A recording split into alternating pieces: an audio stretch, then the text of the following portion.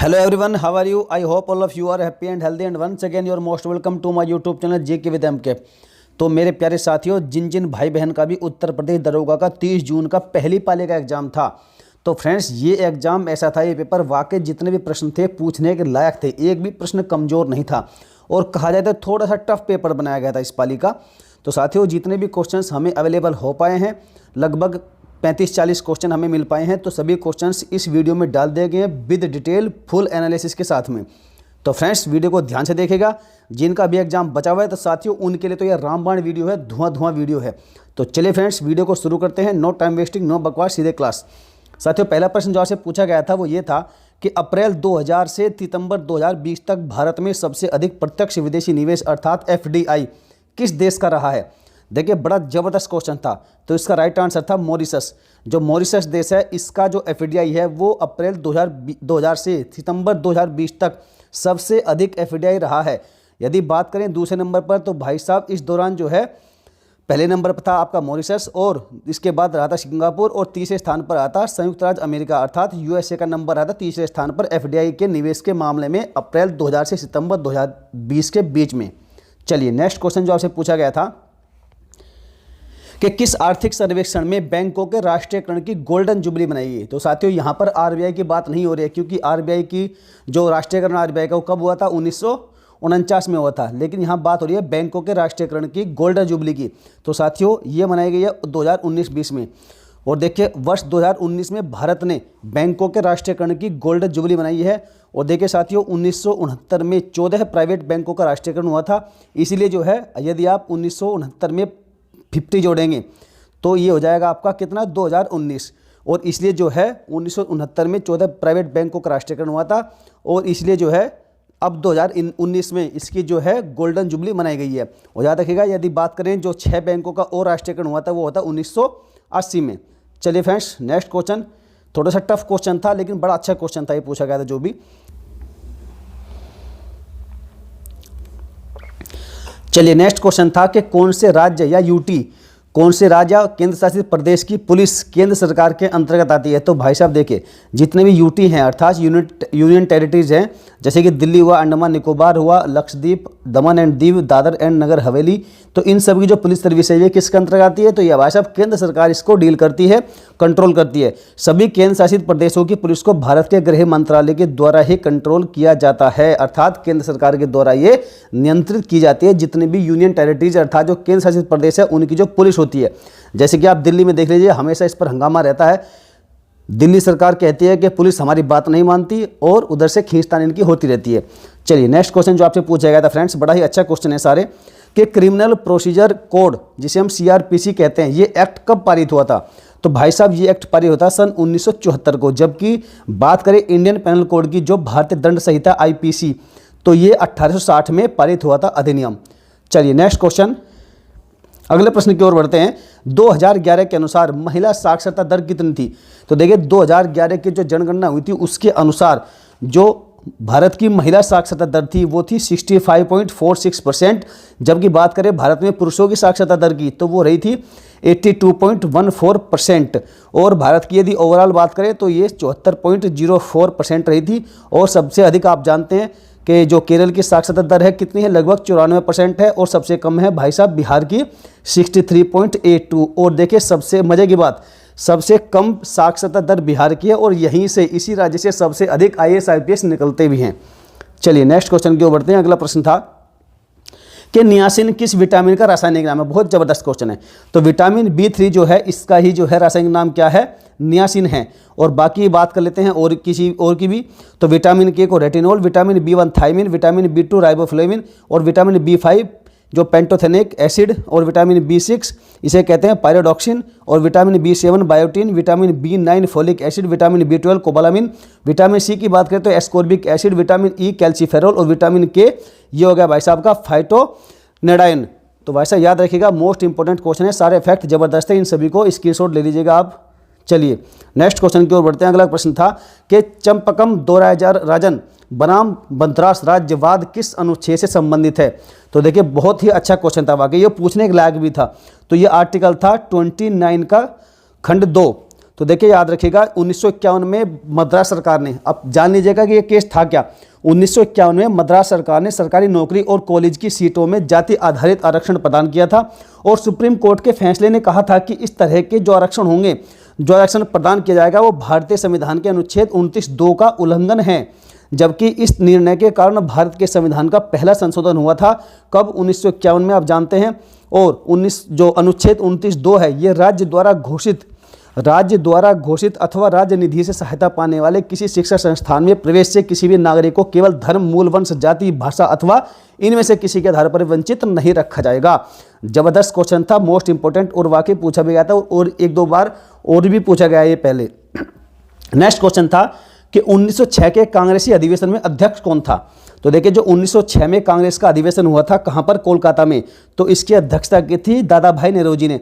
और दादा भाई नेरोजी ने और भी 2 अधिवेशन की अध्यक्षता की थी। 1886 का था आपका कलकत्ता में, आप जानते हैं 1885 में कांग्रेस की स्थापना हुई थी और उसके अगले वर्ष ही 1886 में कलकत्ता अधिवेशन की अध्यक्षता की थी दादा भाई नेरोजी ने। और साथ ही साथ 1893 का जो लाहौर अधिवेशन हुआ था इसकी भी अध्यक्षता की थी दादा भाई नेरोजी ने ही। 1907 ईस्वी की बात करें तो ये सूरत में हुआ था और डॉक्टर रासबिहारी घोष ने इसकी अध्यक्षता की थी। जबकि 1938 का हरिपुरा और 1939 का त्रिपुरी अधिवेशन इसकी अध्यक्षता की थी सुभाष चंद्र बोस ने। ये अक्सर कई बार पूछा जाता है। 1924 में बड़ा ही मोस्ट इंपोर्टेंट है, 1924 ईस्वी के कांग्रेस अधिवेशन की अध्यक्षता की थी महात्मा गांधी ने, जो कि हुआ था कर्नाटक के बेलगांव में। 1929 लाहौर और 1937 फैजपुर, इन दोनों की अध्यक्षता की जवाहरलाल नेहरू ने। जबकि 1917 में होने वाला जो अधिवेशन था उसकी अध्यक्षता की थी एनी बेसेंट ने, और ये होता कोलकाता में। नेक्स्ट था आपका फैक्ट कि 1885 में आप जानते हैं कि बम्बई में जो इसकी कांग्रेस की अध्यक्षता की थी किसने, व्योमेश चंद्र बनर्जी ने, और 1885 में ही कांग्रेस की स्थापना भी हुई थी। चलिए, और स्थापना किसने की थी, तो भाई साहब स्थापना का श्रेय जाता है A.O. ह्यूम को। चलिए नेक्स्ट क्वेश्चन जो आपसे पूछा गया था कि हाउडी मोदी इवेंट USA के किस शहर में हुआ था। बड़ा ही फेमस था और यहाँ पर हमारे माननीय प्रधानमंत्री जी गए थे इस हाउडी मोदी इवेंट में हिस्सा लेने। और उस समय पर जो अमेरिकी राष्ट्रपति थे वो थे डोनाल्ड ट्रंप, और ये हुआ था आपका टेक्सास सिटी में। और NRG स्टेडियम था ह्यूस्टन में, ह्यूस्टन का NRG स्टेडियम में ये प्रोग्राम हुआ था, इवेंट हुआ था, और टेक्सास सिटी थी। और ये हुआ था कब, 22 सितंबर 2019 को ये इवेंट हुआ था, और इस समय पर राष्ट्रपति थे आपके ट्रंप साहब। चलिए नेक्स्ट क्वेश्चन कि सुत्त पिटक किससे संबंधित है। देखिए ये बार बार क्वेश्चन ये रिपीट हुआ है, ये 2-3 बार क्वेश्चन पूछा गया है कि सुत्त पिटक से संबंधित। तो भाई साहब ये किससे संबंधित है, ये त्रिपिटक से संबंधित। अब त्रिपिटक है क्या, तो भाई साहब सुत्त पिटक बौद्ध धर्म का एक ग्रंथ है और यह ग्रंथ त्रिपिटक के 3 भागों में से एक है। अब 3 भाग कौन कौन से हैं, तो यह है आपका विनय पिटक, सुत्त पिटक और अभिधम्म पिटक। कौन कौन सा, विनय, सुत्त और अभिधम्म पिटक, इन तीनों त्रिपिटकों में से एक है आपका सुत्त पिटक। चलिए नेक्स्ट क्वेश्चन है, और ये बौद्ध धर्म से संबंधित है कि WTO का मुख्यालय कहाँ पर है। देखिए कल भी पूछा गया था, ये कल 29 तारीख का जो 3rd शिफ्ट का एग्जाम था उसमें भी एक क्वेश्चन पूछा गया था कि जो वर्ल्ड ट्रेड ऑर्गेनाइजेशन है इसका मुख्यालय कहाँ पर है, अर्थात विश्व व्यापार संगठन का मुख्यालय आपका कहाँ पर है, जेनेवा स्विट्जरलैंड में है। कहाँ पर, जेनेवा स्विट्जरलैंड। और इसका फुल फॉर्म क्या है, वर्ल्ड ट्रेड ऑर्गेनाइजेशन। स्थापित हुआ था कब, 1 जनवरी 1995 को। और ये देखिए ये फैक्ट पूछा जाता है कि जो WTO है इसकी जो स्थापना है वो किस समझौते के तहत हुई थी। तो भाई साहब याद रखिएगा, दिमाग में छाप लीजिएगा, मार्केस समझौते के तहत हुई थी स्थापना। और इसमें भी मेंबर कितने देश हैं, 164 इसके मेंबर कंट्रीज हैं। चलिए नेक्स्ट क्वेश्चन, टेक्स्ट को सेंटर में व्यवस्थित करने के लिए शॉर्टकट कुंजी की अर्थात कौन सी है। जो शॉर्टकट की है, यदि आप ये कोई टेक्स्ट है और इसे यदि हम जो है सेंटर में व्यवस्थित करें तो भाई साहब इसके लिए शॉर्टकट की पूछी गई है, तो वह है आपका Ctrl+E। यदि आप प्रेस करेंगे तो जो है अलाइन सेलेक्टेड टेक्स्ट और या फिर जो लाइन टू द सेंटर, तो जो टेक्स्ट है वो सेंटर में आ जाएगा इसको प्रेस करने से। नेक्स्ट क्वेश्चन था कि Uttar Pradesh state election commission का मुख्यालय कहाँ पर है। तो ये कहाँ पर है, आपका लखनऊ में है और 23 अप्रैल 1993 को ये स्थापित हुआ था। याद रखिएगा ये भी फैक्ट, सभी फैक्ट मोस्ट इंपॉर्टेंट है। फ्रेंड्स यदि आपको वीडियो अच्छी लगती है तो मैं आपको आज काफ़ी दिन बाद वीडियो के बीच में ही ऐसा टोक रहा हूँ।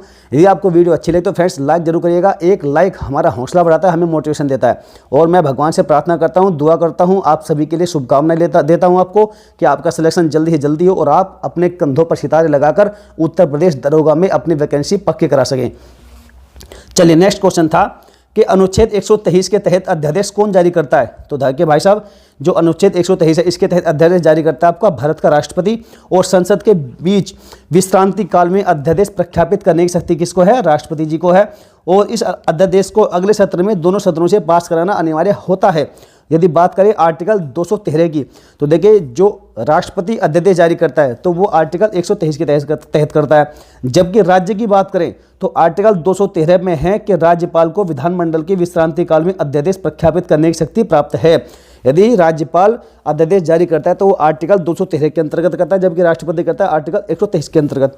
चलिए नेक्स्ट फैक्ट है कि राष्ट्रपति द्वारा जारी जो अध्यादेश होगा उसकी जो मैक्सिमम टाइम होगा, उसका जो अधिकतम अवधि होगी, उसकी वैधता कितनी होगी, उसकी वैधता होगी, उसकी वैलिडिटी होगी 6 महीने और 6 सप्ताह की। चलिए नेक्स्ट क्वेश्चन की ओर बढ़ते हैं।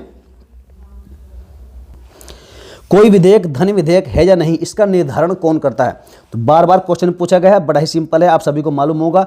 जो लोकसभा के स्पीकर होंगे अर्थात तो अध्यक्ष होंगे, तो वही जो है इस धन विधेयक या ये है या नहीं है इसका निर्धारण, इसका अंतिम फैसला करेगा लोकसभा का अध्यक्ष। चलिए नेक्स्ट क्वेश्चन, अगले प्रश्न की ओर बढ़ते हैं। संघ बनाने की आज़ादी किस अनुच्छेद में है? तो भाई साहब संघ बनाने की आज़ादी है आपको अनुच्छेद 19 के सी में, और बाकी भी देख लीजिएगा आप, यहाँ पर 19A में है आपकी बोलने की आज़ादी, 19B में है सभा करने की आज़ादी, 19C मैंने आपको बता दिया संघ बनाने की आज़ादी, 19D में आपका पूरे देश में आने जाने अर्थात भ्रमण करने की आज़ादी है, और जो आर्टिकल 19E है इसमें आपको पूरे देश में बसने या फिर रहने की आज़ादी है। पहले इसका जो अपवाद था वो J&K था, लेकिन अब वो J&K भी समाप्त कर दिया गया है धारा 370 के हटाने के बाद से। और जो अनुच्छेद 19G है इसमें आपका कोई भी व्यापार एवं जीविका की आज़ादी है, और एक क्वेश्चन इससे संबंधित और भी पूछा जाएगा जो मैं आगे आपको डिटेल से समझाऊंगा। जबकि आर्टिकल जो 19F है ये पहले था अब नहीं है, इसमें था संपत्ति का अधिकार, और जो कि 44वें संविधान संशोधन अधिनियम 1978 के द्वारा भी हटा दिया गया है, रिमूव कर दिया गया है। नेक्स्ट क्वेश्चन, किस मामले में यह कहा गया था कि प्रस्तावना भारतीय संविधान का हिस्सा नहीं है? बड़ा जबरदस्त क्वेश्चन है, थोड़ा सा टफ था लेकिन पूछा गया है आपसे तो वाकई प्रश्न अच्छा है। जो बेरू-बेरी मामला था, बेरू-बेरी के मामले में सुप्रीम कोर्ट ने माना था कि प्रस्तावना भारतीय संविधान का स्थान या हिस्सा नहीं है। और देखिए जो 1973 का केशवानंद भारती केस था, इस मामले में जो सुप्रीम कोर्ट है इसने अपनी पहले की जो राय दी थी ये वाली के संविधान का भाग नहीं है, तो इसकी पहले वाली राय और पहले के निर्देशों को खारिज कर दिया गया था, जो कि बेरू-बेरी संघ मामले के तहत लिया गया था, और यह माना गया था कि प्रस्तावना भारतीय संविधान का एक महत्वपूर्ण हिस्सा है। पहले इसको मना किया गया था लेकिन बाद में इसको मान लिया गया था केशवानंद भारती केस के बाद। चलिए नेक्स्ट क्वेश्चन जो आपसे पूछा गया था कि प्रथम व्यास सम्मान किसे मिला है? तो भाई साहब प्रथम व्यास सम्मान मिला था आपका रामविलास शर्मा को 1991 में। और याद रखिएगा जो व्यास सम्मान है ये भारतीय साहित्य के लिए दिया जाने वाला ज्ञानपीठ पुरस्कार के बाद दूसरा सबसे बड़ा साहित्य सम्मान है। ये साहित्य अकादमिक पुरस्कार है, ज्ञानपीठ पुरस्कार के बाद का सेकंड है ये। और इस पुरस्कार को कौन देता है? तो भाई साहब ये 1991 में के बिरला फाउंडेशन के द्वारा इसकी शुरुआत की गई थी। नेक्स्ट क्वेश्चन कि United Nations commission on the status of women स्थापना कब हुई थी? ये क्वेश्चन भी आपका कई बार रिपीट हो चुका है। तो इसकी स्थापना हुई थी 21 जून 1946 को, और उसका हेडक्वार्टर न्यूयॉर्क में है। न्यूयॉर्क कहाँ पर है आपका? USA में है। और जो UN वुमेन है, देखिए UN वुमेन और ये वाला दोनों अलग अलग हैं। UN वुमेन की स्थापना कब हुई थी? 2 जुलाई 2010 को हुई थी। चलिए अगले क्वेश्चन की ओर बढ़ते हैं। अगला प्रश्न था कि किस मूल अधिकार के अनुच्छेद में सहकारिता शब्द जोड़ा गया है? तो देखिए भाई साहब आर्टिकल आपका है 19 का 1 और खंड C, इसमें जोड़ा गया आपका कौन सा? सहकारिता शब्द। और इसके साथ साथ 2 शब्द और जोड़े गए थे, इसमें यूनियन और एसोसिएशन, इन दोनों शब्दों के बाद में सहकारिता शब्द इसमें जोड़ा गया था। और जो 97वां संविधान संशोधन अधिनियम जो हुआ था 2011 को, इसी के द्वारा भारत में काम कर रही सहकारी समितियों के संबंध में एक नया भाग 9B जोड़ा गया था। चलिए नेक्स्ट क्वेश्चन कि दक्षिण भारत हिंदी प्रचार सभा का मुख्यालय कहाँ पर है? हेडक्वार्टर कहाँ पर है? तो कहाँ पर है? यह है आपका चेन्नई में, और 1918 में इसकी स्थापना हुई थी। नेक्स्ट क्वेश्चन था कि निम्न में से कौन सा स्वपोषी का उदाहरण है? तो भाई साहब ऑप्शन था आपका पेड़ पौधे, क्योंकि पेड़ पौधे अपना भोजन स्वयं बनाते हैं। और किसकी मदद से बनाते हैं? तो प्रकाश संश्लेषण अर्थात फोटोसिंथेसिस प्रक्रिया के तहत ये पेड़ पौधे अपना भोजन खुद बनाते हैं। तो इसका राइट आंसर था पेड़ पौधे। नेक्स्ट क्वेश्चन की ओर बढ़ते हैं। अगला प्रश्न था सूचना का अधिकार RTI एक्ट, इसमें संशोधन कब हुआ था? तो देखिए आप जानते हैं कि बना कब था? ये 2005 में पारित हुआ था, और इसमें संशोधन जो हुआ था वो 2019 में हुआ था। और इसके तहत ही था क्या? तो भाई साहब जो सूचना का अधिकार अधिनियम में इसका प्रयोग आजकल बहुत ज़्यादा हो रहा है। तो कोई भी नागरिक किसी भी सरकारी प्राधिकरण से, देखिए आप यहाँ से सरकारी प्राधिकरण से अर्थात आप कोई प्राइवेट संस्था से आप RTI के तहत कोई भी सूचना नहीं मांग सकते। आपका जो अधिकार है वो किसके लिए है? सरकारी जितनी भी संस्थाएं हैं उन सभी से आप सूचना प्राप्त करने के लिए अनुरोध करके सूचना मांग सकते हैं, जो कि 30 दिनों के अंदर उपलब्ध कराए जाने की इसमें व्यवस्था की गई है। और आजकल इसका बहुत अधिक उपयोग भी हो रहा है। किसने कहा था कि राज्य के नीति निर्देशक तत्व जो डीपीएसपी है ये भारतीय संविधान की एक विशिष्ट विशेषता है? ये कहा था आपका डॉक्टर भीमराव अंबेडकर ने, और डॉक्टर भीमराव अंबेडकर ने राज्य के इन तत्वों को भारतीय संविधान की अनोखी विशिष्टता या विशेषता कहा था। नेक्स्ट क्वेश्चन की ओर बढ़ते हैं। अगला प्रश्न आकर राज्य आपदा प्रबंधन प्राधिकरण में कितने सदस्य होते हैं? तो भाई साहब आप कमेंट करके बताइएगा यदि आपको मालूम है। उसके विकल्प भी हमें नहीं मिल पाए हैं, विकल्प इसके जो थे आप विकल्प बताइएगा, उसके बाद ही इस पर फैसला किया जाएगा कि इसमें कितने सदस्य होते हैं। यदि आपको इसका राइट आंसर मालूम था फटाफट से कमेंट करिएगा। और बाकी फैक्ट की बात करें तो 23 सितंबर 2005 को भारत सरकार ने आपदा प्रबंधन जो प्राधिकरण अधिनियम था 2005 को इसे अधिनियमित किया था, जिसके तहत राष्ट्रीय आपदा प्रबंधन प्राधिकरण के अध्यक्ष कौन होते हैं? प्रधानमंत्री होते हैं। और इसमें कितने अधिकतम 9 सदस्य हो सकते हैं। ये बात हो रही है आपकी राष्ट्रीय आपदा प्राधिकरण की। जब से आपसे पूछा गया है कि राज्य आपदा प्रबंधन प्राधिकरण, तो इसमें कितने होते हैं आप कमेंट करके हमें बताइएगा। नेक्स्ट क्वेश्चन कि निजी कारखाना या फिर उद्योग लगाने के लिए संबंधित जो आर्टिकल है इससे कौन सा है? तो भाई साहब आर्टिकल है 19 का 1, 6 और खंड है आपका 6, याद रखिएगा। नेक्स्ट क्वेश्चन था कि poverty and un British rule in India, इसके लेखक कौन है, ऑथर कौन है? तो इसके ऑथर थे दादा भाई नेहरूजी। चलिए बार बार ये क्वेश्चन भी पूछा जा रहा है। अगला प्रश्न था कि 100 मिली खून में अल्कोहल की वह सीमा क्या है जिससे ऊपर गाड़ी चलाना अपराध है? बड़ा जबरदस्त क्वेश्चन है भाई साहब। अर्थात आपसे पूछा गया कि कितना mg पर 100 ml 100 ml खून में अल्कोहल की वह लिमिट क्या है, सीमा क्या है जिससे ऊपर यदि आप गाड़ी चलाएंगे तो वो अपराध माना जाएगा? तो वह आपका 30 mg 30 mg। अगर किसी व्यक्ति के ब्लड में 30 mg पर 100 ml तक शराब की मात्रा पाई जाती है तो माना जाता है कि वह वाहन पर नियंत्रण करने की स्थिति में था। यदि आप इतनी दारू पीते हैं, इतना मदिरा का सेवन करते हैं तो आपको अपराधी वह नहीं माना जाएगा, क्योंकि ऐसा माना जाता है कि यदि आपने पर 100 ml खून में 30 mg की मात्रा ली है दारू की तो भाई साहब आप वाहन पर नियंत्रण कर पाएंगे, ऐसा माना जाता है। ये अपराध की श्रेणी में नहीं आता। अगला क्वेश्चन है अंतर्राष्ट्रीय सौर गठबंधन शुभारंभ फ्रांस और किस देश ने किया था? आप सभी जानते हैं, बड़ा इंपॉर्टेंट क्वेश्चन है कि भारत और फ्रांस ने इसका शुभारंभ किया था। और भारत और फ्रांस के द्वारा 30 नवंबर 2015 को कहां पर? पेरिस में इसका शुभारंभ किया गया था। और यह भारत के प्रधानमंत्री श्री नरेंद्र मोदी जी के द्वारा की गई पहल का ही एक परिणाम है। इसके सदस्य देश कितने हैं? 124 हैं। हेडक्वार्टर्स का गुरुग्राम हरियाणा में है। और डायरेक्टर जनरल जो फिलहाल हैं वो कौन है? अजय माथुर साहब हैं। चलिए नेक्स्ट क्वेश्चन कि 2012 में माइक्रोसॉफ्ट ने किस सोशल नेटवर्किंग साइट का अधिग्रहण किया है? तो देखिए इसका राइट आंसर था यामर। जो यामर है इसी का जो है 2012 में माइक्रोसॉफ्ट ने सोशल नेटवर्किंग साइट का क्या किया था? अधिग्रहण कर लिया था। और बात करें कि लिंक्डइन की तो इसने दिसंबर 2016 में इसका किया था। और जो स्काइप है इसका 2011 में अधिग्रहण किया गया था माइक्रोसॉफ्ट के द्वारा। माइक्रोसॉफ्ट के वर्तमान सीईओ कौन है? तो भाई साहब कमेंट करके फटाफट से छाप दीजिएगा। चलिए अगला प्रश्न जो आपसे पूछा गया था धुआं प्रश्न है कि आपातकाल में संसद का कार्यकाल कौन बढ़ाता है? तो ये क्वेश्चन बार बार रिपीट हो रहा है और मैं बार बार आपको बताता भी हूँ कि भैया ऐसे क्वेश्चन को छाप लीजिएगा। तो इसका जो कार्यकाल बढ़ा सकती है और संसद बढ़ा सकती है। किसके द्वारा बढ़ा सकती है? तो लोकसभा में कार्यकाल को आगे बढ़ाने के लिए संसद द्वारा कानून बनाकर आधारित विधि के द्वारा इसे एक समय में 1 वर्ष के लिए कितने भी समय तक बढ़ाया जा सकता है। जबकि जो संसद है वो किसी राज्य विधानसभा का कार्यकाल भी प्रत्येक बार 1 वर्ष के लिए कितने भी समय तक बढ़ा सकती है। और एक्सटेंशन आपातकाल की समाप्ति के बाद जो अधिकतम 6 माह तक के लिए ही वैलिड रहेगा, मान्य रहेगा। चलिए नेक्स्ट क्वेश्चन था कि व्यपहरण किस उम्र से कम लड़की के लिए परिभाषित है? तो देखिए मैं आपको बताऊंगा कि व्यपहरण क्या होता है। देखिए व्यपहरण और अपहरण दोनों में भेद है, दोनों में भिन्नता है। अब क्या फ़र्क है दोनों में, आप ध्यान से सुनिएगा। तो इसका सही उत्तर था 18 वर्ष से कम। जो व्यपहरण है ये है 18 वर्ष से कम उम्र की लड़की के लिए परिभाषित होता है।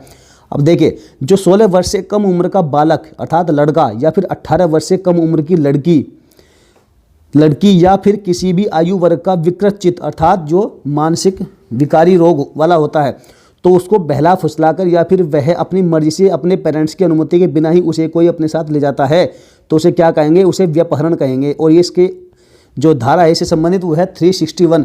ये धारा 361 के तहत आता है आईपीसी की।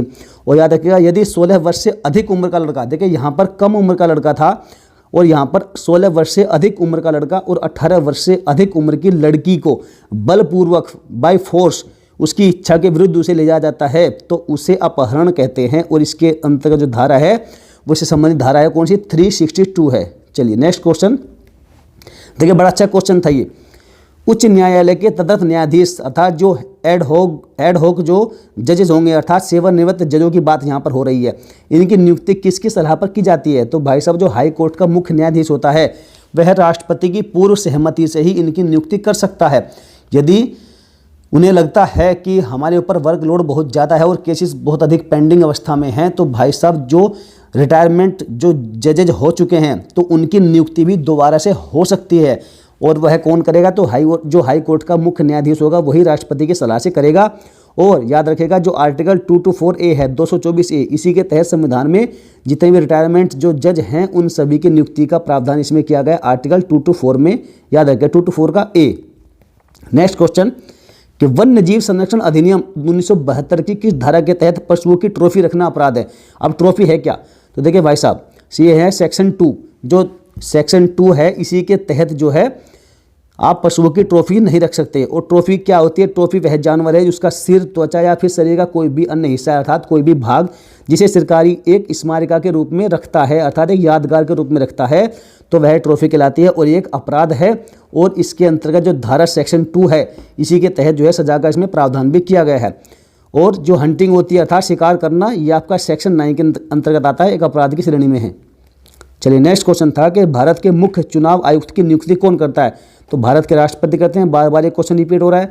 और संविधान के आर्टिकल 3242 अर्थात 324(2) के अधीन जो है भारत के राष्ट्रपति को मुख्य निर्वाचन आयुक्त और बाकी निर्वाचन आयुक्तों को भी नियुक्त करने की शक्तियां इसमें दी गई है। जबकि जो राज्य निर्वाचन आयुक्त होते हैं उनकी नियुक्ति कौन करता है? राज्यपाल करता है। चलिए नेक्स्ट क्वेश्चन था कि घरेलू हिंसा से संबंधित महिला जो संरक्षण अधिनियम है कब लागू हुआ था? ये क्वेश्चन भी 2-3 बार रिपीट हो चुका है। जो 13 सितंबर 2005 को हुआ था, जबकि प्रभावित कब हुआ था? ये 26 अक्टूबर 2006 से प्रभाव में आया था और अधिनियम पारित हुआ था 13 सितंबर 2005 को। और 2005 में ही आपका आरटीआई एक्ट भी पारित हुआ था। नेक्स्ट क्वेश्चन था कि दीनदयाल उपाध्याय गोरखपुर यूनिवर्सिटी कब स्थापित हुई थी? तो ये स्थापित हुई थी 1957 ईस्वी में। चलिए नेक्स्ट क्वेश्चन था कि कोरल आइलैंड कहाँ पर है अर्थात जो कोरल द्वीप है वो कहाँ पर है? तो ध्यान दीजिएगा फ्रेंड्स, जो विश्व के जितने भी अधिकांश प्रवाल द्वीप हैं वो कहाँ पर हैं? अधिकतम प्रशांत महासागर में है। और ये ऑप्शन में था तो ये आपका राइट आंसर था। जबकि जो जार्विस बेकर और हाउलैंड द्वीप समूह के अमेरिकी क्षेत्र प्रवाल द्वीपों के ही स्पष्ट ही उदाहरण हैं। और जो भारत का लक्षद्वीप है ये भाई साहब क्या है? केंद्र शासित प्रदेश है और ये लगभग 32 कोरल द्वीपों का एक समूह है। जबकि मालदीव की बात करें तो ये भी प्रवाल द्वीपों से मिलकर ही बना है। चलिए नेक्स्ट क्वेश्चन था कि जो 9वीं अनुसूची है किस संविधान संशोधन के तहत जोड़ी गई थी? बड़ा जबरदस्त क्वेश्चन है। जब मूल संविधान हमारा बना था तो उसमें कितनी थी? 8 अनुसूची थी। तो फ्रेंड्स जो 9वीं थी वो प्रथम संशोधन अधिनियम जो 1951 में होता इसी के तहत जोड़ी गई थी। और इसमें क्या था? ये भूमि सुधार से संबंधित था।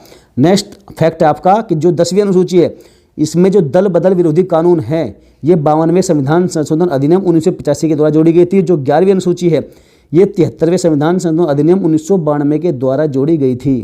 चलिए सभी फैक्ट मोस्ट इंपॉर्टेंट है। अगला फ्रेंड्स आज की वीडियो यहीं समाप्त होती है। जितने क्वेश्चन हमें मिल पाए थे लगभग 35-36 क्वेश्चन थे तो सारे मैंने आपको बता दिए हैं। और भी इसमें कई क्वेश्चन थे जिनके आंसर या विकल्प हमें नहीं मिल पाए हैं तो इसलिए मैंने इस वीडियो में उनको नहीं शामिल किया है।